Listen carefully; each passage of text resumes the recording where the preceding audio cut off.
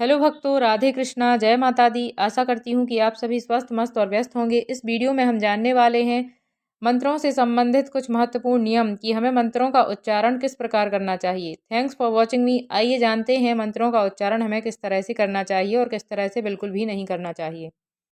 अगर इन नियमों के बिना आप इन मंत्रों का उच्चारण करते हैं तो सारी ज़िंदगी करते रहेंगे, आपको कुछ भी लाभ होने वाला नहीं है। हो सकता है कि हमें इसके लिए पाप भी लग जाए। सबसे पहला नियम यह है कि मंत्रों का उच्चारण उसे सिद्ध करने के लिए तो बिल्कुल भी नहीं करना चाहिए। दूसरा नियम, मंत्रों का उच्चारण पूरी शुद्धता में हो, पूजा स्थान गंगा जल से शुद्ध हो, आपने साफ सुथरे वस्त्र पहने हों। तीसरा नियम यह है कि आपने सुबह से लड़ाई झगड़ा ना किया हो, आपने एक भी शब्द झूठ ना बोला हो, आपने किसी जीव को सताया ना हो, आपने जीवों पर दया की हो। सबसे महत्वपूर्ण नियम तो यही है कि हमें जीवों पर दया करना चाहिए। यदि आप किसी जीव को सताएंगे और यह सोचेंगे कि भगवान आपसे प्रसन्न हो जाएं, तो यह आपका भ्रम है। आपका मंत्र ही आपके लिए श्राप बनेगा। आपने किसी से अपशब्द ना बोला हो, आपने किसी के लिए कुछ गलत ना सोचा हो। चौथा नियम यह है कि आपके मंत्र जपने का उद्देश्य किसी का अहित करने के लिए ना हो। और सबसे आवश्यक बात यह है कि आप सात्विक भोजन करने वाले ही हों। पांचवा नियम यह है, अगर आप पूरी तरह शुद्ध हैं, मंदिर के प्रांगण से बाहर भी नहीं गए हैं या पूजा भवन या कोई भी ऐसा प्लेस जहां पर आप पूजा करते हो वहां पर भी हैं, लेकिन अगर आप अपने आसन से उठ गए हैं या आपने अपनी पूजा कर ली है और आपने आसन छोड़ दिया है, तो माता के बीज मंत्र या किसी भी भगवान के बीज मंत्र या वैदिक मंत्रों का जाप नहीं करना चाहिए।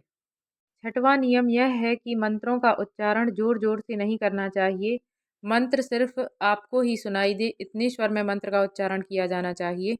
सातवां नियम यह है कि मंत्र का उच्चारण पद्मासन या सुखासन में बैठकर ही किया जाना चाहिए और मंत्र का उच्चारण हमेशा आसन पर बैठकर ही किया जाना चाहिए। पंचाक्षरी मंत्रों का उच्चारण महिलाओं को नहीं करना चाहिए।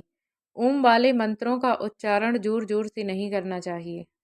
अगर आप इन नियमों का पालन करते हुए भगवान के किसी भी मंत्र का जाप करते हैं या माता के किसी भी मंत्र का जाप करते हैं, तो माता की कृपा आप पर अवश्य बनेगी। माता आप पर ज़रूर कृपा करेंगी और आप अपने आप में एक दिव्यता और उनका साथ महसूस करेंगे। आशा करती हूँ आपको यह जानकारी पसंद आएगी। यदि हम चाहते हैं कि भगवान का साथ हमें पूरा मिले, तो हमें भगवान के लिए भी कुछ डिवोट करना होगा।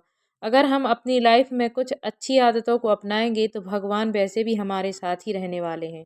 यदि हम चाहते हैं कि भगवान हमारा साथ हमेशा दें, हमारे साथ कोई दुर्घटना ना हो, हम किसी मुसीबत में ना पड़ें, तो हम कान्हा जी के इस मंत्र का जाप भी कर सकते हैं। श्री कृष्णाय वासुदेवाय हरे परमात्मने प्रणतः क्लेश नाशाय गोविंदाय नमो नमः। इस मंत्र का जाप हमें 7 बार या 11 बार जरूर करना चाहिए। आप चाहें तो इस मंत्र का जाप 108 बार भी कर सकते हैं।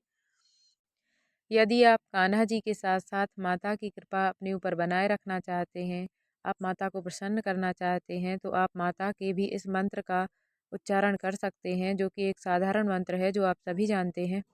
सर्वमंगल मांगल्ये शिवे सर्वाद्य साधिके शरण्ये त्र्यंबिके गौरी नारायणी नमोस्तुते। आप इस मंत्र का जाप 11, 21 या 108 बार तो कर ही सकते हैं और फिर अपनी श्रद्धा अनुसार आप इसे ज़्यादा भी कर सकते हैं।